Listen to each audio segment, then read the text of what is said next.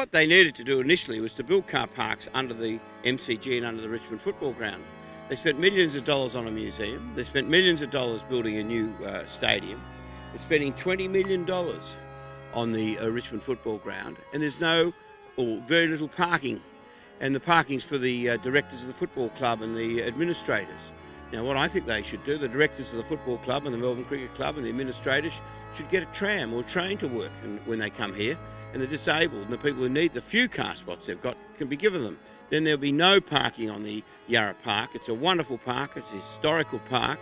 It's where the Melbourne Cricket Club played its first game of cricket.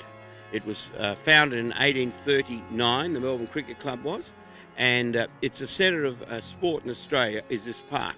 And it should be a showpiece for Australia. It's a tourism attraction. The MCG is Melbourne's best tourism attraction. The way it looks now, it's like a cow paddock.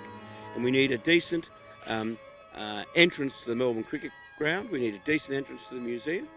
And we need to make the park much better. This is an important park. The parks of Melbourne is a city of parks, and the parks make Melbourne, and we want to make sure that the Melbourne parks are known like the Grand Central Park is, or the Hyatt Park in London.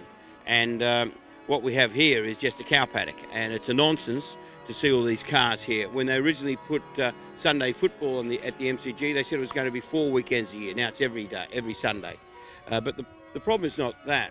The problem is that not only the football, but the area is used for parking for people who go to the Rod Laver, the Myer Music Bowl, and now we've got the new rugby stadium. And so you're going to have even more people parking in the MCG, Yarra Park area. And it needs to be stopped, and we need to make the park better.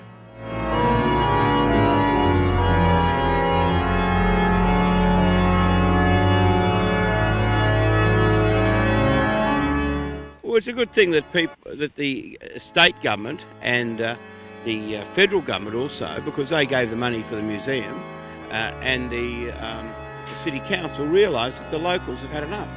And it's wrong to see every weekend this whole park covered in cars. And it can be used like Grand Central Park. Thousands of people, hundreds of thousands of people walk around Grand Central Park every weekend, and there's no reason that we don't have better walks. We did have a run through the park this morning, which was good, but this is part of Melbourne, part of Melbourne's heritage, and something that we want to preserve.